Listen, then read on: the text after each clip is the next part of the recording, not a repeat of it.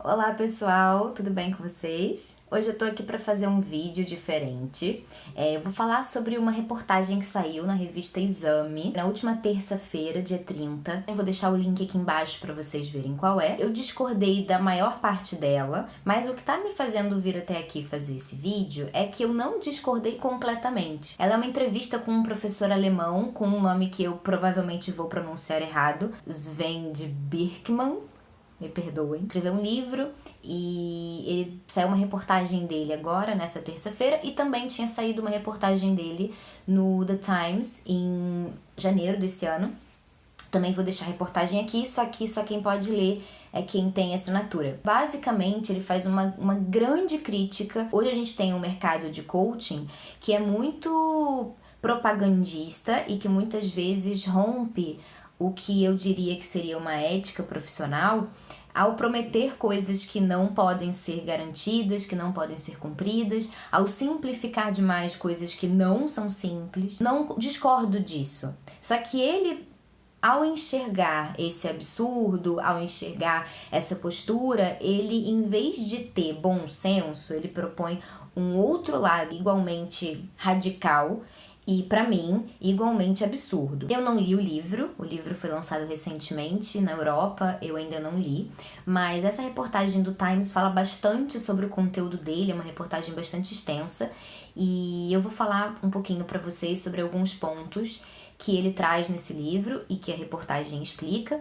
Bom, tô dizendo aqui que o livro propõe que, em vez de você pensar positivo, ouvir os seus sentimentos e acreditar na sua intuição, na sua voz interior, você deve ignorar tudo isso, porque essas são coisas da indústria de autoajuda, e você deve parar de pensar muito sobre a sua vida, sobre você mesmo, refletir sobre a sua existência, focar nas coisas negativas da sua vida, suprimir os seus sentimentos. Eu discordo bastante desse ponto, nesses aspectos. Eu acho que esse tipo de frase pronta não funciona pra mim, nenhuma nem outra. Nem o pense positivo, nem o acredite na sua intuição. Pra mim, reduzir as coisas a uma frasezinha dessa é uma coisa muito pobre. Não adianta pensar positivo.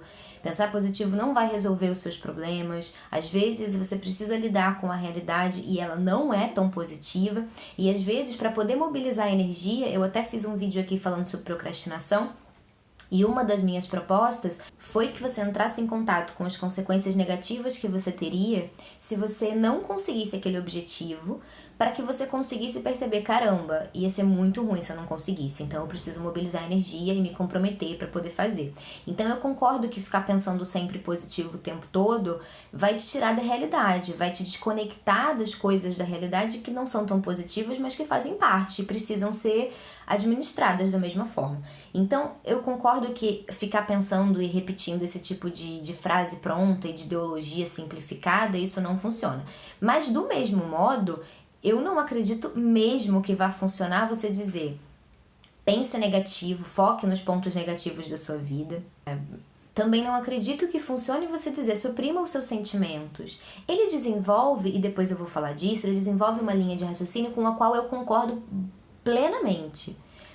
Que se você ouve o tempo todo os seus sentimentos e é guiado plenamente por eles, você se transforma em uma pessoa extremamente imatura. Mas por outro lado, você não pode suprimir os seus sentimentos o tempo todo, porque eles vão aparecer de alguma forma. Eles vão sair em forma de doença, eles vão sair em forma de uma explosão que você vai ter em dado momento, você vai surtar. Eu vejo isso constantemente no consultório.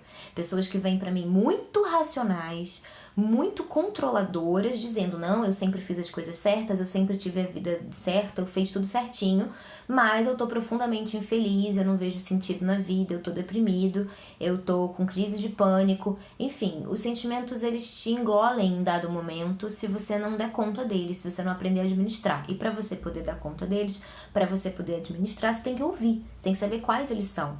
Então, não é pense positivo ou pense negativo. Siga os seus sentimentos plenamente, cegamente, ou esconda os seus sentimentos, suprima os seus sentimentos. A grande magia do ser humano está justamente na capacidade de administrar esses sentimentos, de dar vazão a eles quando é o momento e de suprimir quando é o momento.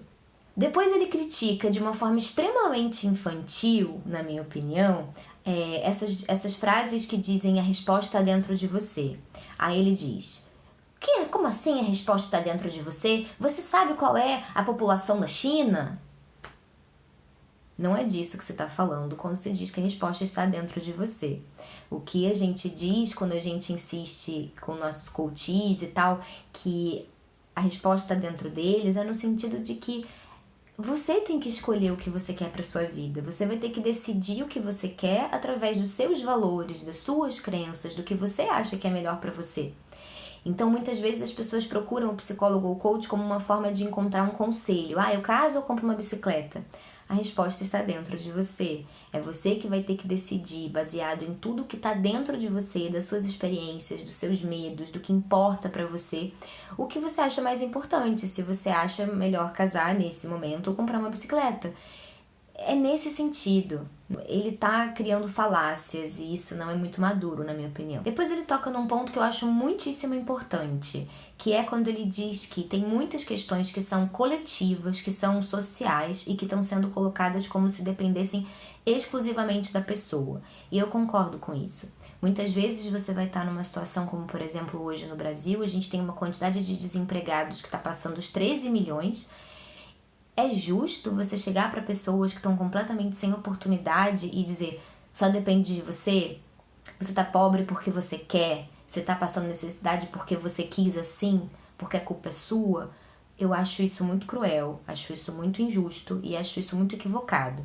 O que a gente diz quando a gente fala que tá na sua mão é: você precisa fazer o que está na sua mão. Às vezes tem caminhos e algumas pessoas simplesmente cruzam os braços e dizem: tá todo mundo desempregado mesmo, então eu sou só mais um, e tudo bem. Não dá pra gente simplesmente entregar e botar a culpa no mundo. Mas, por outro lado, também não é justo botar 100% da responsabilidade em um indivíduo quando, às vezes, ele não tem recursos, não tem ferramentas para modificar essa situação. Aí vem uma outra falácia que me incomoda, sabe? Eu olho e falo: puxa, você tá trazendo ideias boas, pra que fazer essas coisas? Ele cita uma frase famosa do Anthony Robbins, em que ele diz: sucesso de verdade é você fazer o que você quer, é você poder fazer o que você quer na hora que você quer, no momento em que você quer. E aí ele diz: isso não é verdade, isso é coisa de psicopata, isso é coisa de criança que não sabe administrar as próprias vontades, que não sabe lidar com as limitações do mundo, e falar esse tipo de coisa, defender esse tipo de ideia, tá tornando as pessoas um bando de imaturos, infantilizados e psicopatas. Só que não é isso. O Anthony Robbins está dizendo que o lugar que você deve almejar, o lugar que você deve buscar, é um lugar em que você vai ter liberdade para fazer o que você quer na hora que você quer. Ele diz que isso propõe uma total falta de ética, que você olhar só para os desejos vai levar, e é isso que me incomoda. Ele é muito determinista e simplista. Você dizer isso vai fazer com que as pessoas não tenham ética e façam tudo que elas querem na hora que elas querem e ouçam os próprios desejos, as próprias vontades, os próprios impulsos e sentimentos, independente de ética e moral. Só que isso não é verdade, porque não necessariamente isso vai acontecer. Eu mesma, o último vídeo que eu fiz aqui do canal foi justamente falando sobre ética e moral. E esse é um tema que eu trato muito no consultório, é um tema que eu trato muito com os meus coaches, com os meus clientes de terapia. A gente precisa lidar com a ética. A nossa vontade de fazer as coisas não pode estar acima simplesmente das regras sociais, da nossa ética de sobrevivência e de civilidade. Então, quando ele afirma que você dizer para a pessoa correr atrás dos seus sonhos, que elas sabem o que é melhor para elas, significa obrigatoriamente que essa pessoa vai fazer qualquer coisa que der na telha, mesmo que isso implique em agressões aos direitos de outras pessoas, isso não é verdade, pelo menos não necessariamente. Eu concordo com ele que a gente precisa lembrar da importância da ética, tanto que eu fiz isso ainda nessa semana, mas uma coisa não impede a outra. Outra proposta que ele traz, e que com essa eu até concordo, é a necessidade da gente não se focar plenamente 100% no positivo. E nesse ponto ele fala sobre o pessimismo defensivo, como uma forma de você se conectar com as piores coisas que podem acontecer para estar minimamente preparado para isso. E eu concordo com isso, eu já inclusive faço isso na clínica, eu acho isso importante. A gente precisa pensar sim na melhor das possibilidades e lutar o máximo que a gente pode para chegar lá, se é uma coisa importante pra gente. Mas por outro lado, a gente precisa estar preparado para a possibilidade daquilo não acontecer. E a gente também precisa se cercar de aparatos e de seguranças, porque aquilo é uma possibilidade, embora a gente não queira que isso aconteça. A gente precisa lidar com a realidade, e a realidade às vezes traz possibilidades que não são as que a gente gostaria. Por exemplo, no meu trabalho como coach, eu muitas vezes vou ajudar a pessoa a pensar, ok, então você quer largar o seu trabalho porque você detesta, quer abrir uma outra empresa, ok, tudo bem, problema algum. Mas, se a empresa não der certo, você vai precisar ter uma renda para você se sustentar, enquanto a empresa não começar a deslanchar ou enquanto as coisas não derem certo.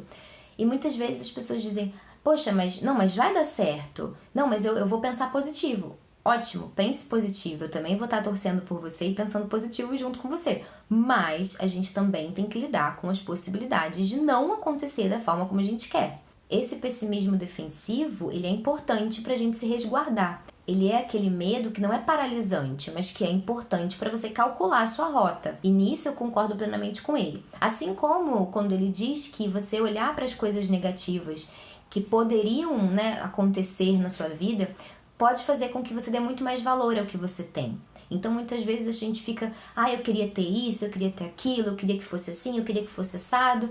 Tudo bem, então vamos lá, vamos estabelecer metas, vamos estabelecer caminhos para você conseguir chegar o mais perto disso possível.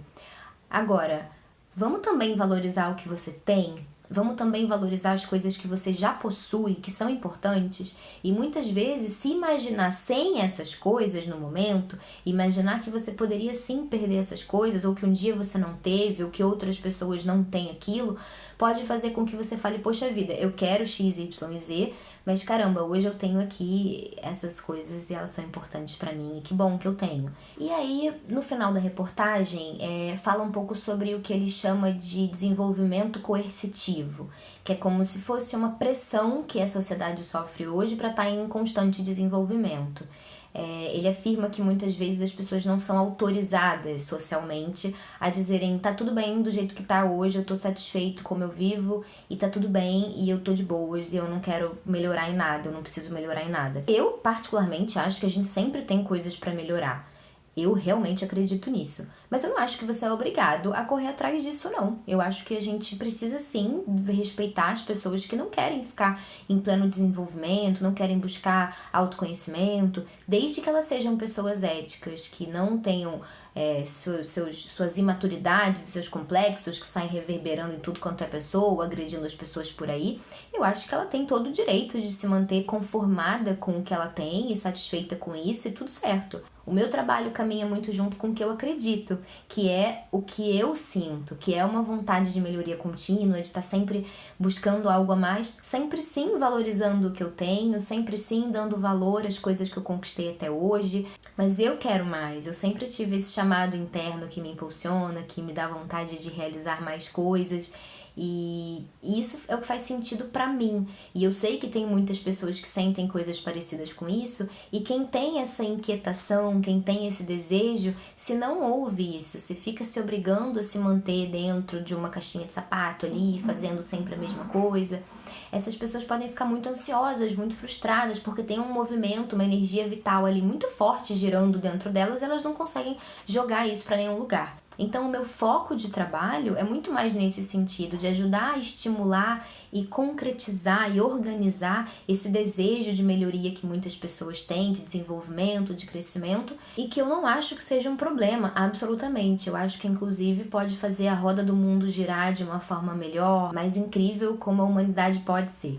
E aí, nessa reportagem que saiu na revista Exame, agora dia 30, tem o que eu acho que é o mais equivocado dos conceitos que ele traz, assim, das ideias que ele propõe. Eu acho que é a pior parte. Ele diz que o problema do coaching é essencial e estrutural, porque ele afirma que o coach, a expressão do coaching vem de um treinamento, de um desenvolvimento que era do esporte. E aí ele diz que isso pressupõe naturalmente que você está competindo com os outros. Não tem a ver com uma competição, não necessariamente, talvez para algumas pessoas até tenha, mas isso não tá no conceito, na estrutura do conceito do coaching. Na verdade, se a gente for pensar na história do coaching, o coach era tipo o cocheiro, era quem levava uma pessoa de um ponto a outro, era quem conduzia essa carruagem, essa, sei lá, charrete, não sei como chama, de um lugar a outro, e levava uma pessoa de um lugar a outro. E isso aos poucos foi sendo utilizado para as pessoas que ajudavam alguém a conseguir alguma coisa.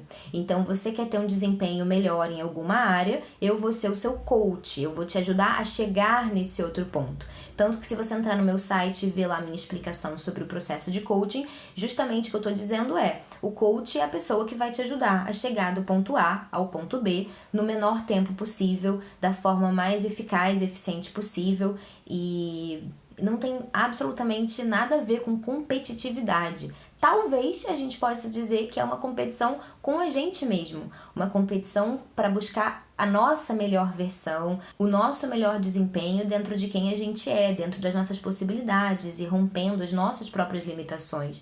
Nós, muitas vezes, somos o nosso maior inimigo, o nosso maior limitante. Então, o coach seria uma pessoa que ajuda você a ultrapassar essas barreiras e chegar a um desempenho mais excelente. Então, ele precisa entender do que ele tá falando, porque coaching não tem nada a ver com competitividade. Bom, gente, então basicamente era isso que eu queria dividir com vocês. Eu acho que a reportagem, como eu já disse, eu não li o livro, então eu tô me baseando nessas reportagens que eu li, os links estão aqui embaixo pra ela, só que realmente eu acho que ele tá se posicionando no mesmo lugar das pessoas que ele critica, só que no outro extremo.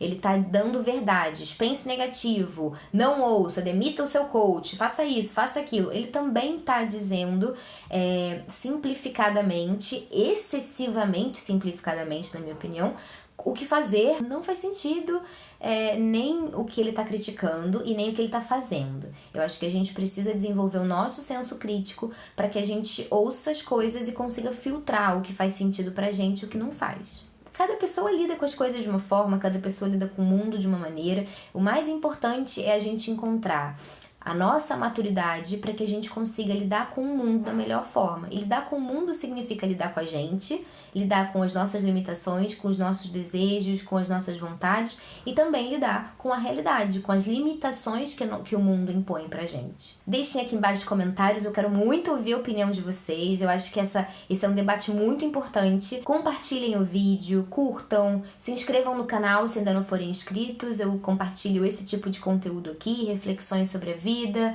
sobre como a gente pode fazer pra viver melhor, sem ficar dizendo faça isso, faça aquilo, porque se fosse só pra ficar dando ordens aqui, eu já tinha feito um vídeo só e acabava o canal, né? Eu tô aqui justamente porque tem muitas coisas pra serem pensadas, tem muitos pontos de vista pra serem apresentados e vocês precisam ir encontrando o que faz mais sentido pra cada um de vocês. Ok? Até o nosso próximo vídeo. Um beijo, tchau, tchau!